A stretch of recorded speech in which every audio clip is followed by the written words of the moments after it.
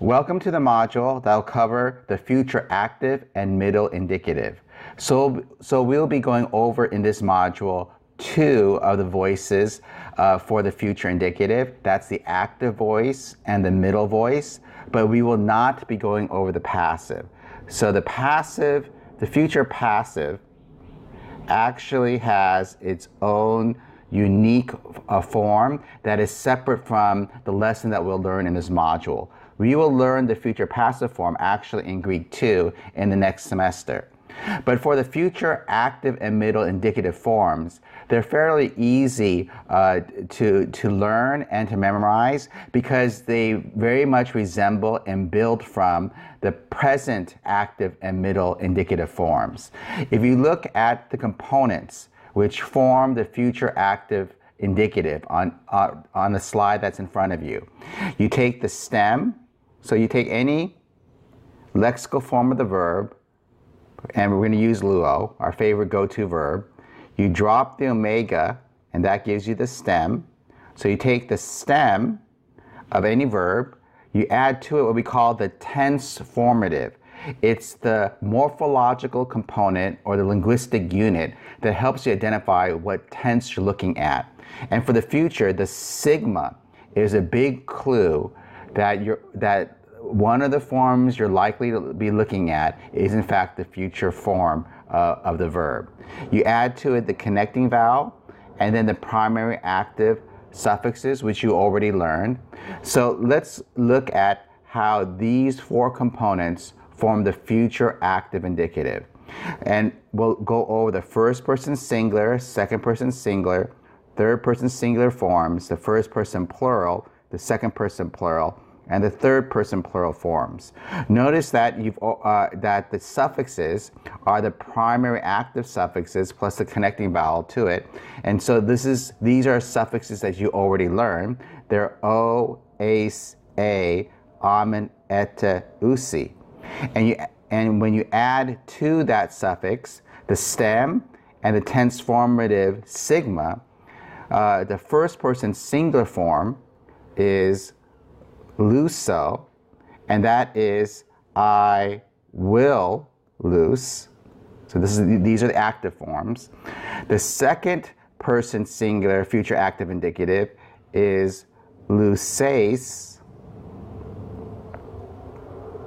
and that's you will loose. The third person singular is luce, and that is he, she, or it will loose. The first person plural is lu-samen, and that's we will loose. We will loose. The second person plural is lucete, and that's you all will loose. And lastly, the third person plural is lususi, or with the movable nu, sin, lususin, and that's they will loose. Let's say these forms together. To get 1, 2, 3. Luso, luces, luce, lucimen, lucete, lususi. To form the future middle indicative forms, it very much again looks like the present middle indicative, but you add or insert the tense formative sigma to show that it's the future tense, and then you get the form. So you take the stem of the verb, add the tense formative sigma, add the connecting vowel plus the primary middle or passive suffix. We've already learned these primary middle suffixes as oh my, and even though technically the way we form the second person singular is si, we know that the sigma drops in this kind of vowel combination. The epsilon and the alpha combine, or what we call contract, and they become an eta, the iota subscripts there, and therefore the final form that we often see is a. So it's oh my A iota subscript, etai, ometha, este, ontai. That's when we combine the connecting vowel with the primary and middle suffixes. Add to that the stem lu plus the tense formative sigma, and the first person singular form is lu samai. And this form is only used for the middle. The lu samai cannot be translated in the passive translation. It is not in the passive voice. This is purely a middle form, and you will learn the passive voice form later in Greek too. So lusamai is translated only one way, in the middle voice way, and we're going to use the more frequent of the middle voice uses. So I'm going to translate this intensively. I'm going to use the intensive middle voice. So this is I, myself, will lose. Where this is our way of saying that in the verb lusamai, what's being emphasized is not the verb, but the subject. To form the second person singular form, it's lu, say with the iota subscript, and this is you, yourself, will lose. To form the third person singular, it's lusatai. So this is the present middle form, third person singular, indicative. And it's translated he, she, it.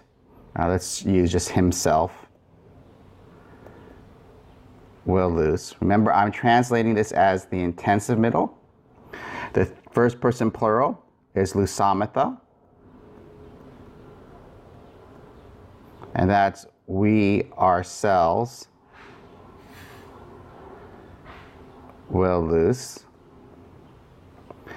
The second person plural is luceste, and that's you all yourselves, plural, will lose. And the third person plural is lusantai, and that's they themselves will lose. So let's say the future middle indicative forms together. Ready? 1, 2, 3.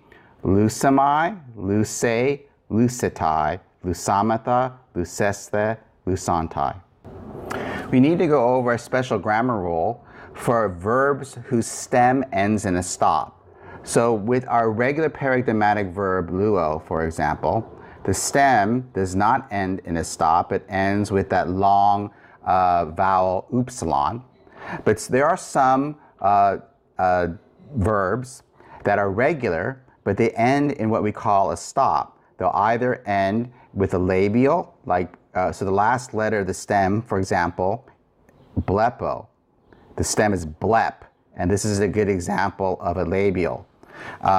If the stem ends with a P, a beta, or a phi, something happens when you add the sigma. When you add that tense formative sigma to make it a future tense to the stem, what happens to the stop? Well, for labials, what will happen is that any number of these letters, the P, the beta, or the phi, the P, beta, or phi, they will turn into a psi.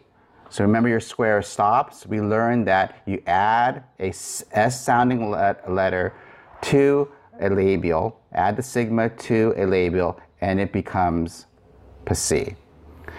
So we're reviewing the square stops, a lesson that you learned in chapter 10 of Mounts when we covered third declension nouns. So if you recall, if you add a sigma to a kappa, gamma, or he, it becomes a kasi. And if you add to a dental, a tau, a delta, we're including here also the zeta, because if you say z, there's a little bit of a D sound at the end, z, or a theta. this turns into a sigma. The dental drops and the sigma remains.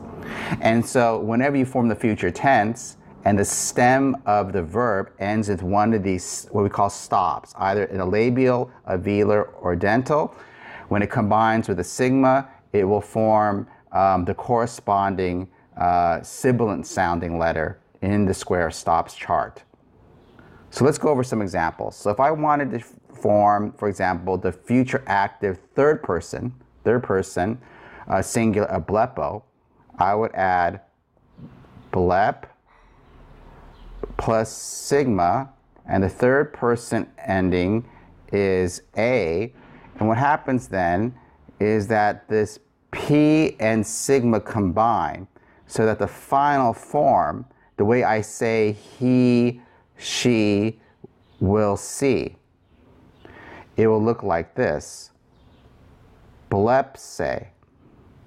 This phi is formed when the P and the sigma combine. So you'll never see it written out this way. The P and C combine to form the psi, and you'll see blepse written out in this form. So if we take another example, let's take a velar this time. Archo, which means I begin a rule. If I add arch to a sigma, and I'm asking for the first person plural form, so that's amen. When the key and the psi combine, according to your square stops, this becomes a kasi. So the final form for we will begin or rule, it looks like arxamen. So the basic rule, again, is if the stem of the regular verb ends with a stop, a labial, a velar, or a dental, when you add the sigma tense formative to form the future tense, expect the sibilant sounding letters to occur in the spelling of the word. So why don't you go ahead and fill out the rest of these examples on your own. Go ahead and write out the forms for baptizo, sunago, grapho, and patho for the future tenses that are listed here.